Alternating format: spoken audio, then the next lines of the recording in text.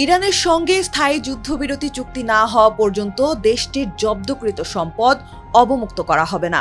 NBC নিউজের অনুষ্ঠান meet the প্রেসে দেয়া সাক্ষাৎকারে এই মন্তব্য করেন মার্কিন প্রেসিডেন্ট ডোনাল্ড ট্রাম্প। তিনি বলেন, চুক্তি হওয়ার আগে ইরানের শত শত কোটি ডলারের সম্পদ ছাড়ের কোনো সুযোগ নেই।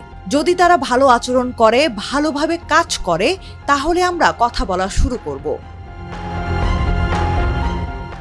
ইরানি কর্মকর্তারা দীর্ঘদিন ধরে বলে আসছেন, তেহরানে জব্দকৃত সম্পদের অন্তত একটি অংশ অবমুক্ত না হলে কোনো সমঝোতা চূড়ান্ত করা কঠিন।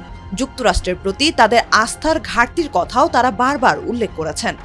ইরানের পারমাণবিক কর্মসূচি নিয়ে আলোচনা চলাকালে যুক্তরাষ্ট্র 2 বার সামরিক অভিযান চালিয়েছে। বিশ্লেষকদের মতে এসব পদক্ষেপ চলমান যুদ্ধবিরতি আলোচনা নিয়ে ইরানি নেতৃত্বকে আরও সতর্ক করে তুলেছে। গত কয়েক সপ্তাহ ধরে ট্রাম্প দাবি করে আসছেন, একটি সমঝোতা হাতের নাগালে রয়েছে।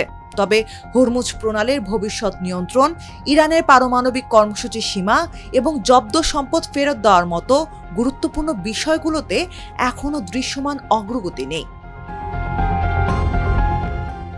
বিশ্লেষকদের ধারণা, যুক্তরাষ্ট্র ও অন্যান্য দেশে নিষেধাজ্ঞার কারণে বিশ্বের বিভিন্ন ব্যাংকে ইরানের $100 বিলিয়ন বেশি সম্পদ আটকে আছে। 2015 সালের পারমাণবিক চুক্তির আওতায় ইরানের ধাপে ধাপে এসব অর্থ ব্যবহারের সুযোগ পাওয়ার কথা ছিল। ওই চুক্তির বিনিময়ে তেহরান তার পারমাণবিক কর্মসূচিতে বিধিনিষেধ মেনে নিয়েছিল। তবে ট্রাম্প 2018 সালে যুক্তরাষ্ট্রকে চুক্তি থেকে প্রত্যাহার করে নেন।